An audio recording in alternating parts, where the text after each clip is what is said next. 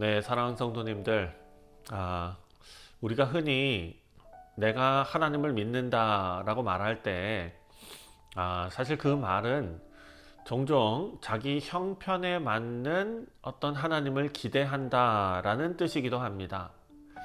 기도할 때도 마찬가지죠. 우리는 간절히 기도한다고는 하지만 그 기도는 어쩌면 하나님을 우리의 필요에 맞추려는 불경스러운 말씀이지만 설득하는 작업, 하나님을 설득하는 작업일 수도 있다라는 것입니다. 그리고 그 기도가 응답되지 않으면 하나님께 실망하거나 혹은 기도를 그만 포기해 버리고 마는 그런 경우가 사람들에게 있는 것입니다. 자, 오늘 예수님께서는 두 개의 비유를 통해서 우리에게 말씀하시는데 참된 기도란 무엇인가? 그리고 또 참된 신앙이란 무엇인가? 이것을 우리에게 알려주고 계십니다.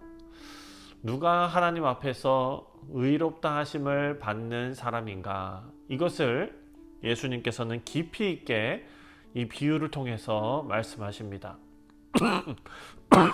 죄송합니다.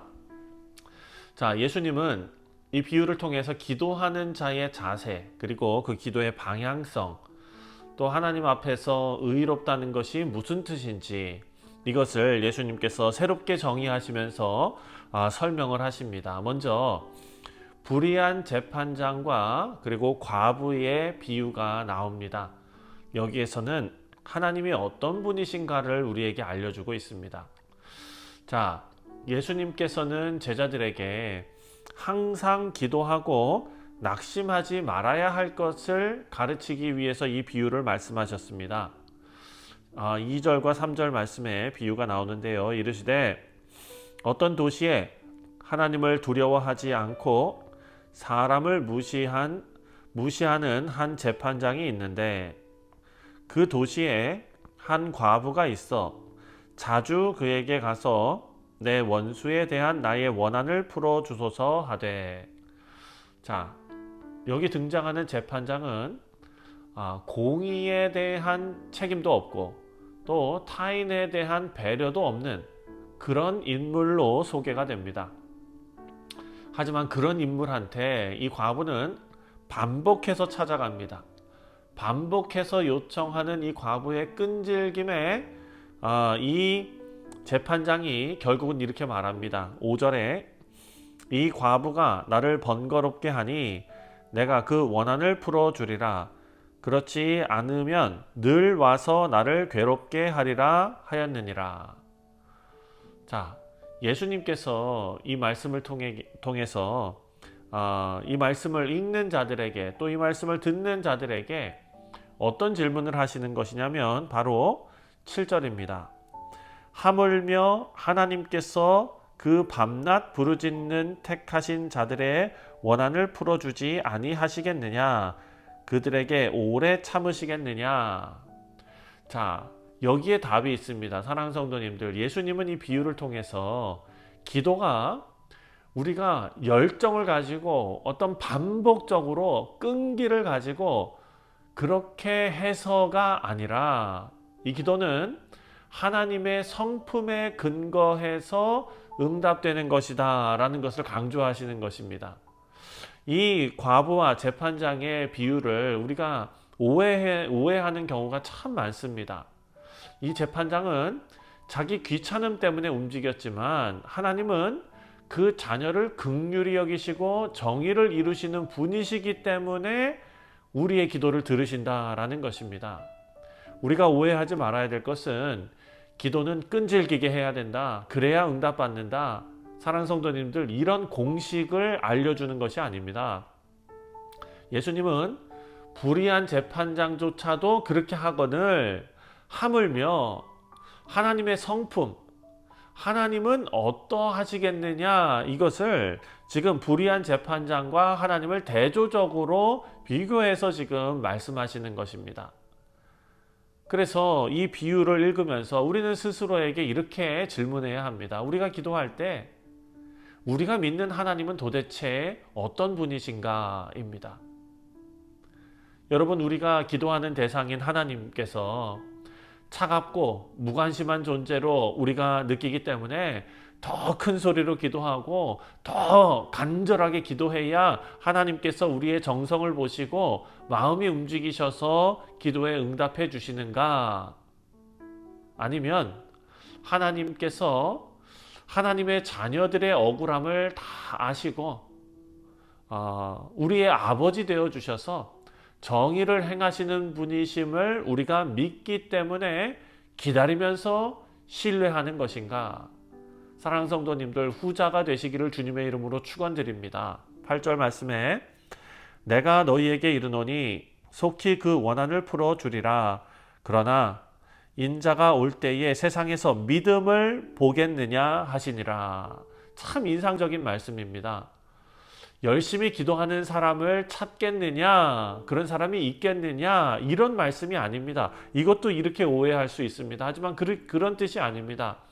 하나님의 정의와 선하심을 우리가 믿고 때로는 침묵 속에서도 우리가 낙심하지 않고 하나님의 뜻을 기다릴 줄 아는 사람, 그런 믿음을 찾을 수 있겠느냐라는 질문인 것입니다. 자, 이제 9절부터 14절까지의 말씀을 보면은 바리새인들과 세리의 기도가 나옵니다. 자, 두 번째 비유는요, 어찌 보면은 첫 번째 비유보다 더 날카로운 그런 영적인 진단을 예수님께서 하시는 그런 말씀입니다. 먼저 9절에 또 자기를 의롭다 믿고 다른 사람을 멸시하는 자들에게 이 비유로 말씀하시되, 자, 이 비유는 기도하는 사람의 태도가 어떤 결과를 가져오는지를 보여주는 겁니다. 예수님은 두 사람을 비교하는데요. 첫 번째 바리새인이죠. 율법의 열심과 어떤 도덕적인 정결함을 내세우고 자랑하던 종교 지도자들 아닙니까? 그리고 두 번째로는 세리인데, 세리는 우리가 다 아는 대로 당시 사회에서 가장 부패하고 그리고 모든 사람들이 손가락질하는 죄인으로 낙인 찍힌 그런 사람들이었습니다. 바리새인들이 이렇게 기도하죠. 11절입니다. 바리새인들은 서서 따로 기도하여 이르되 하나님이여, 나는 다른 사람들 곧 도색, 불의, 간음하는 자들과 같지 아니하고 이 세리와도 같지 아니함을 감사하나이다.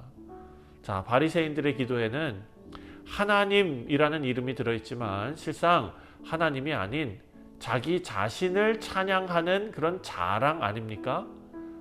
바리새인들은 자기가 어떤 사람인지를 기도를 통해서 말하면서 다른 사람들과 비교하면서 자신을 높입니다.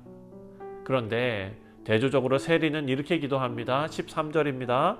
세리는 멀리 서서 감히 눈을 들어 하늘을 쳐다보지도 못하고 다만 가슴을 치며 이르되 하나님이여, 불쌍히 여기소서, 나는 죄인이로소이다 하였느니라. 세리는 하늘을 우러러 보지도 못하고 가슴을 치면서 자신의 존재 전체가 죄인이다 라는 것을 자백합니다. 그리고 스스로 의로움을 만들 수 없다는 것을 자각하고 하나님의 긍휼만을 바라는 그런 모습입니다. 예수님께서 이렇게 결론을 내리십니다. 14절에 내가 너희에게 이르노니 이에 저 바리새인이 아니고 이 사람이 의롭다 하심을 받고 그의 집으로 내려갔느니라. 무릇 자기를 높이는 자는 낮아지고 자기를 낮추는 자는 높아지리라 하시니라. 아멘. 자, 여기서 의롭다 하심을 받았다라는 말씀은 하나님께서 그를 좋아하셨다라는 의미로 해석하면 안 됩니다. 이것은 헬라어로 법정에서 사용되어지는 그런 언어입니다. 하나님께서 그를, 죄인을 법적으로 의로운 자로 선언하셨다라는 뜻이 바로 14절에 나오는 뜻입니다. 다시 말해서 진짜 기도는 자기의 의를 쌓는 행위가 아니라 하나님의 긍휼을 구하는 자리, 이것을 우리는 이 비유를 통해서 깨닫고 우리 마음에 새겨야 될 줄 믿습니다. 말씀을 맺습니다. 사랑하는 성도님들, 우리가 늘 하는 이 기도는 단순히 말을 많이 하는 것이 아닙니다. 기도는 누구 앞에 서 있느냐, 그것을 깨닫는 자리가 바로 기도의 자리인 줄 믿습니다. 자, 불의한 재판장과 과부의 비유에서 우리가 어떤 하나님을 믿고 있는가를 생각했습니다. 또한 바리새인과 세리의 기도를 통해서, 그 비유를 통해서 우리가 하나님 앞에서 어떤 모습으로 서 있어야 하는가를 깨닫게 되었습니다. 우리 하나님은 멀리 계신 분이 아닙니다. 하지만 가까우시다고 해서 우리의 중심을 가볍게 여기시는 분도 아닙니다. 하나님께서는 우리가 기도의 말보다 기도하는 태도와 그리고 중심을 더 깊이 들여다보시는 하나님이심을 우리가 믿습니다. 그래서 우리가 하나님 앞에 섰을 때 우리는 가진 것을 자랑하는 자가 아니라 긍휼을 구하는 자로 서야 될 줄 믿습니다. 그리고 우리는 응답을 요구하고 강요하고 조르는 그런 사람들이 아니라 하나님을 신뢰하는 귀한 믿음의 백성으로 살아가야 될 줄 믿습니다. 오늘 하루도 하나님을 인정하고 하나님 앞에 겸손히 머무는, 그리고 하나님 앞에 의롭다 하심을 받는 우리 모두가 되시기를 주님의 이름으로 축원드립니다. 기도하겠습니다.